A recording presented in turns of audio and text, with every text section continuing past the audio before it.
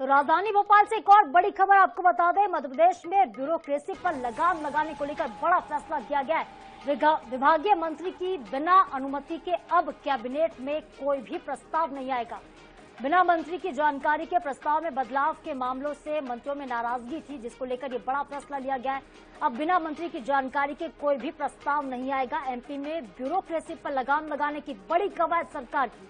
विभागीय मंत्री के बिना अनुमति के कैबिनेट में प्रस्ताव नहीं आएंगे। प्रस्ताव में बदलाव के मामले से मंत्रियों में नाराजगी थी। बिना मंत्रियों की अनुमति के, बिना उनके परमिशन के कई ऐसे प्रस्ताव थे जो कैबिनेट में रखे जाते थे, लेकिन अब विभागीय मंत्री जो है उनके बिना अनुमति के प्रस्ताव नहीं लाए जाएंगे। ब्यूरोक्रेसी पर लगाम लगाने की मोहन यादव सरकार की बड़ी कवायद है।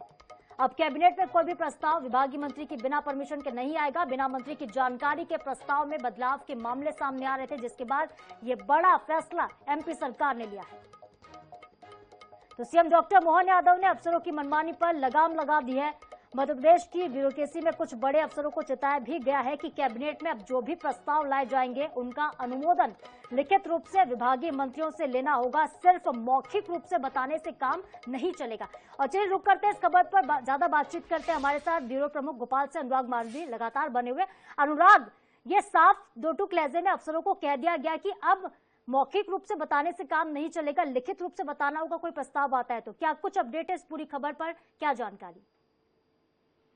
देखिए, अगर पिछले 2 दिनों की बात करें हम तो 2 बड़े फैसले हुए हैं जो साफ बताते हैं कि मोहन सरकार अब ब्यूरोक्रेसी जो है उस पर लगाम लगाने की तैयारी में है।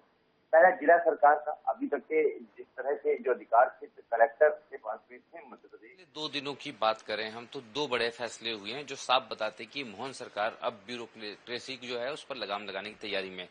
पहला, जिला सरकार का अभी तक के जिस तरह के जो अधिकार क्षेत्र कलेक्टर के पास में थे मध्य प्रदेश में, पिछले लंबे समय से जिला सरकार के गठन न होने के कारण अब प्रभारी मंत्रियों की नियुक्तियों के बाद में वो अधिकार प्रभारी मंत्रियों के पास चले गए हैं। तो ये एक बड़ा फैसला है जो अगर हम देखें डिसेंट्रलाइज लेवल पे कहीं ना कहीं ब्यूरोक्रेसी पे लगाम लगाता है।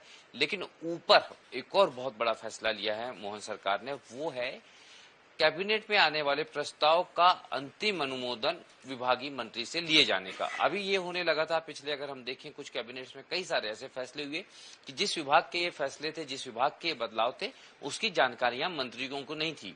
चीफ सेक्रेटरी और उनके साथ 5 एसीएस लेवल के जो अधिकारी थे, उनकी समिति बदलाव पे मोहर लगा देती थी और विभागीय मंत्री को जानकारी नहीं देती थी।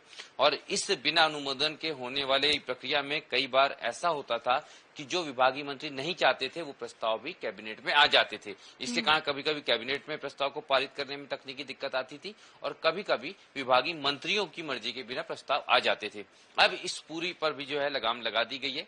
सीधे तौर पे कह दिया गया है कि जब प्रस्ताव का अंतिम प्रारूप जब तैयार होगा, उसके पहले ये प्रस्ताव विभागीय मंत्री को भेजना होगा और विभागीय मंत्री के अनुमोदन के बाद ही ये प्रस्ताव कैबिनेट में शामिल किया जाएगा। तो निश्चित रूप से 2 बड़े फैसले पिछले 24 घंटों में लिए गए हैं जो साफ बताते हैं कि अब मोहन सरकार जो है कहीं ना कहीं ब्यूरोक्रेसी पर लगाम लगाने की तैयारी में है।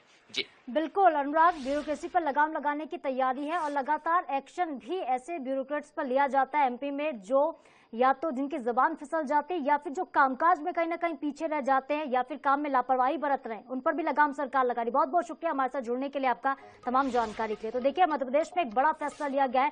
जितने कैबिनेट के मंत्री हैं वो नाराज चल रहे थे। कुछ ऐसे विभाग हैं जिन विभागों के फैसले ब्यूरोक्रेट्स की तरफ से ले लिए गए, वो प्रस्ताव पास कर दिए गए, लेकिन विभागीय मंत्रियों को उन प्रस्तावों की जानकारी नहीं थी, जिसके बाद अब सरकार ने यह बड़ा और महत्वपूर्ण फैसला लिया है।